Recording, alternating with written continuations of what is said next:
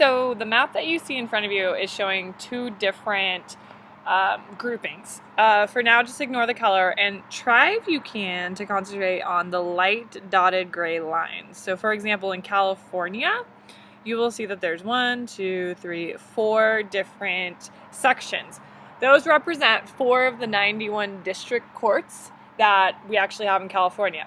Whereas you see Oregon is 1 district all by itself. The state of Washington has 2. Texas has a lot. So again, the dotted gray lines are different districts. The numbers that you see, we're going to get back to in a second. That is like the whole region and the number of circuit that it falls under. So district courts, what kind of jurisdiction do they have? So district courts or federal courts are going to be the courts that try cases involving federal crimes or give verdicts dealing federal suits or civil suits between citizens of different states over $75,000. So if Steve Wynn, the Las Vegas hotel billionaire, I assume he's a billionaire, decides to sue I almost said Steve Jobs, that's too soon. Bill Gates from Microsoft because of something. I imagine he would sue him for well over $75,000, and so that would qualify as having federal district court jurisdiction. Bankruptcy proceedings. Federal courts have the jurisdiction to review actions of some federal administrative agencies, admiralty and maritime law cases. That sounds really boring.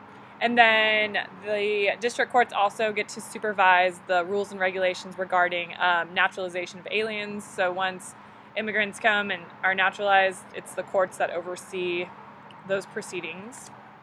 And so what happens if someone is dissatisfied or feels like there was something wrong in terms of the law involving a federal case? Well, those appeals would be held at a federal court of appeal. And these are the courts that review final decisions of district courts. So there are state courts of appeal or state appellate courts, and then there are also federal appellate courts.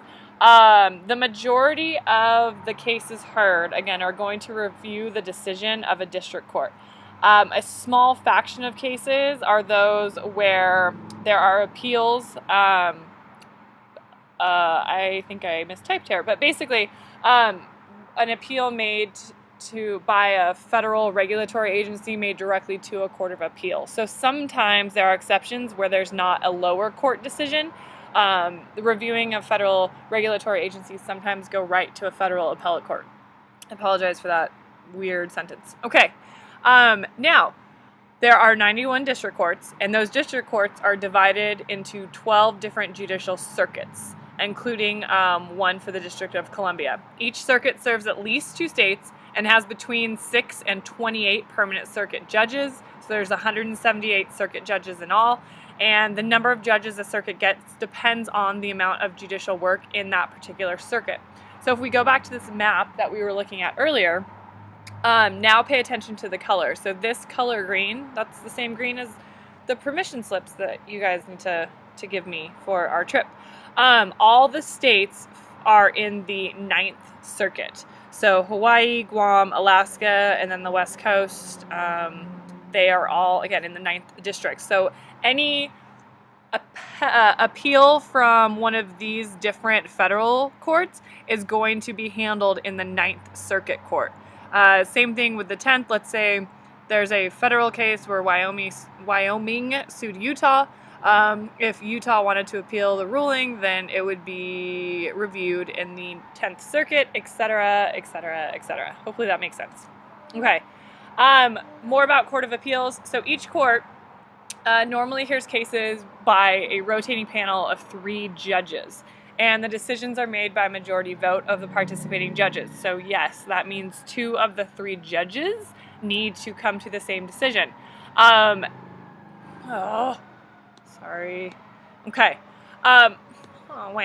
So the Court of Appeals judges, their job is to not, again, decide if a guilty or not guilty verdict was correct, but they are more looking to correct errors of procedure and law in the original cases. So for example, if it's determined or an attorney discovers that a judge gave improper instructions to a juror, that would be appealed to an appellate court. If there's a misinterpretation of the rights protected under the law, that would be taken to an appellate court. So, for example, Emily did a really nice job talking about Miranda and how he... Did you just hear that loud car? How Miranda and his attorney appealed to an appellate court because they believed that his Fifth and Sixth Amendment rights were not protected. And so, again, the appellate court is looking at the protection of rights, proper legal procedure being followed, not looking at, well, no, he was very guilty. And because of this, in an appellate court, there are no trials, there are no witnesses, there is no testimony given. The judges simply review the legal proceedings, the facts, and then in a decision that they render, this potentially can set a precedent for all the courts and agencies within their jurisdiction.